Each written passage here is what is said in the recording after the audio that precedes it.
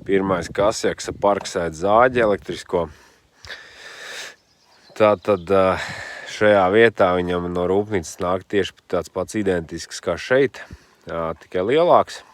Un tā problēma radās tāda, ka tur iebūvētais šis te uzgrieznīts, viņš sāka rauties uz riņķi tajā melnajā daļā, kas arī, manā skatījumā ir diezgan loģiski, jo šī vieta ir jāpievelk samērā stingri.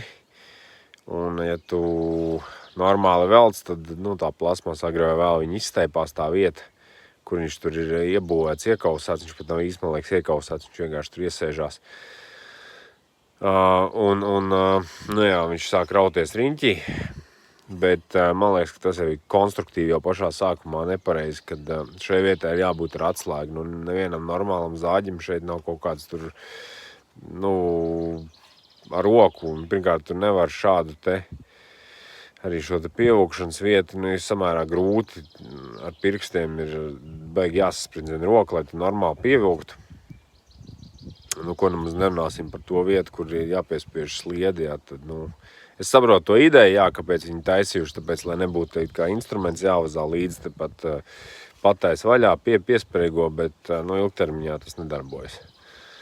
Tā kā, paldies Dievam vismaz, ka tā konstrukcija bija tāda, ka varēja aizstāt vienkārši ar šādu te, ka nebija jātaisa tur kādu, kaut kāds pa īsi, piemēram, tā tapskrūve vai kaut kas tāds, ka te vienkārši 2 minūšu jautājums un tā konstrukcija padarīta 100 reiz sakarīgāku un normāli pievākam. Tā kā,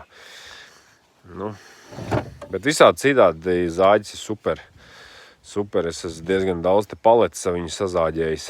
Viņam arī diezgan dēļ tā ir slodzi, jo tur tā kā zāģējot te paletē tos dēlīšus, viņš tā kā ieskrienās, viņš uzkrīt nākamā dēlīšas un tad tāda rāvienēm viss tā slodze, bet katrā ziņā, par to naudu es vispār, teiksim tā, paklusēšu.